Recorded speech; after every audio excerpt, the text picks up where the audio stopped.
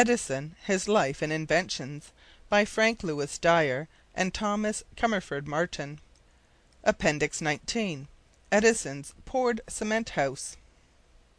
The inventions that have been thus far described fall into two classes.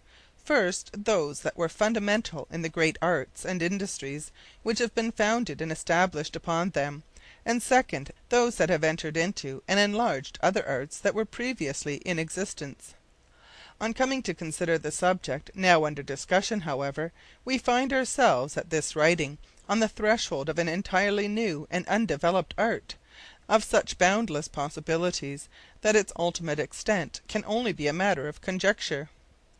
Edison's concrete house, however, involves two main considerations, first of which was the conception or creation of the idea, vast and comprehensive, of providing imperishable and sanitary homes for the wage earner by moulding an entire house in one piece, in a single operation, so to speak, and so simply that extensive groups of such dwellings could be constructed rapidly and at a very reasonable cost.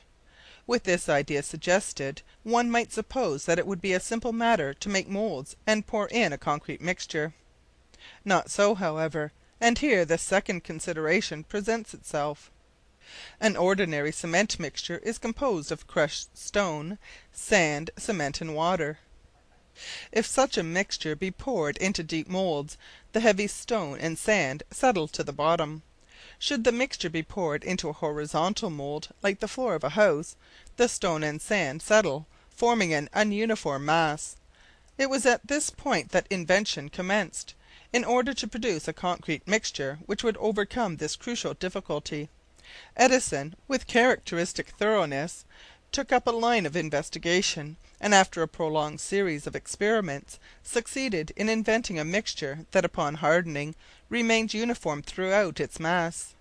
In the beginning of his experimentation he had made the conditions of test very severe by the construction of forms similar to that shown in the sketch below.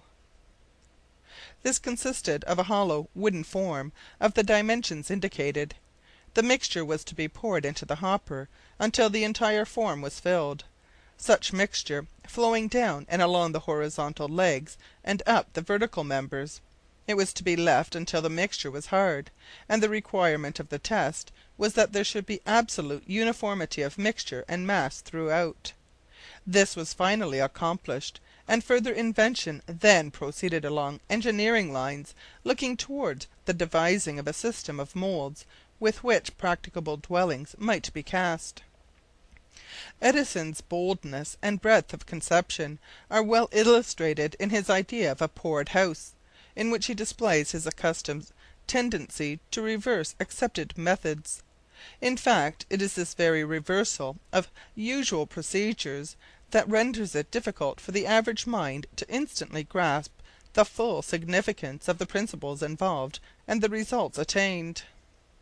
Up to this time we have been accustomed to see the erection of a house begun at the foundation and built up slowly, piece by piece, of solid materials. First the outer frame, then the floors and inner walls, followed by the stairways, and so on up to the putting on of the roof. Hence it requires a complete rearrangement of mental conceptions to appreciate Edison's proposal to build a house from the top downward. In a few hours, with a freely flowing material poured into moulds, and in a few days to take away the moulds and find a complete, indestructible sanitary house, including foundation, frame, floors, walls, stairways, chimneys, sanitary arrangements, and roof, with artistic ornamentation inside and out, all in one solid piece, as if it were graven or bored out of a rock. To bring about the accomplishment of a project so extraordinarily broad involves engineering and mechanical conceptions of a high order, and, as we have seen, these have been brought to bear on the subject by Edison, together with an intimate knowledge of compounded materials. The main features of this invention are easily comprehensible with the aid of the following diagrammatic sectional sketch. It should first be understood that the above sketch is in broad outline, without elaboration, merely to illustrate the working principle, and while the upright structure on the right is intended to represent a set of molds in position to form a 3-story house with cellar, no regular details of such a building, such as windows, doors, stairways, etc., are here shown, as they would only tend to complicate an explanation. It will be noted that there are really 2 sets of molds, an inside and an outside set, leaving a space between them throughout. Although not shown in the sketch, there is, in practice, a number of bolts passing through these 2 sets of molds at various places to hold them together in their relative positions. In the open space between the molds there are placed steel rods for the purpose of reinforcement, while all through the entire structure provision is made for water and steam pipes, gas pipes, and electric light wires being placed in appropriate positions as the molds are assembled.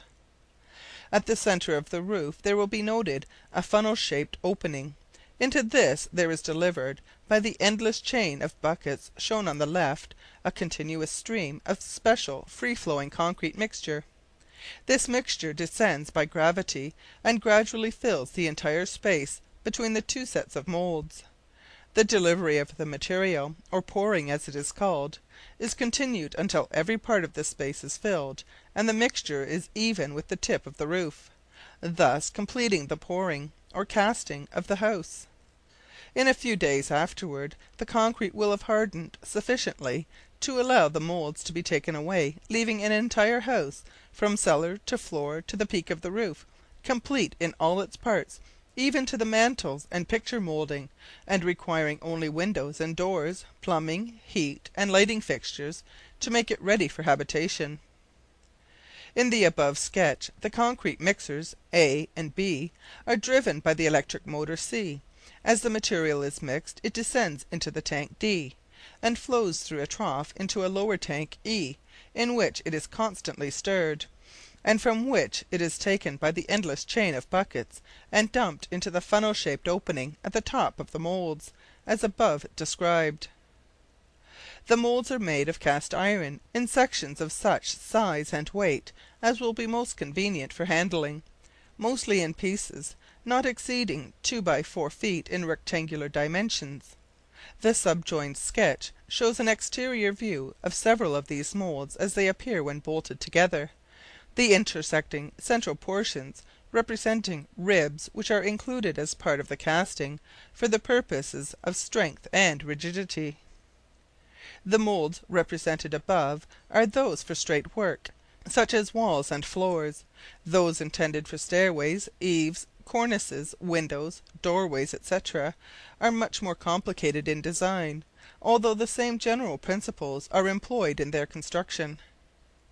While the philosophy of pouring or casting a complete house in its entirety is apparently quite simple, the development of the engineering and mechanical questions involves the solution of a vast number of most intricate and complicated problems, covering not only the building as a whole, but its numerous parts, down to the minutest detail. Safety, convenience, duration, and the practical impossibility of altering a one-piece solid dwelling, are questions that must be met before its construction, and therefore Edison has proceeded calmly on his way toward the goal he has ever had clearly in his mind, with utter indifference to the criticism and jeers of those who, as experts, have professed positive knowledge of the impossibility of his carrying out this daring scheme. End of Appendix 19.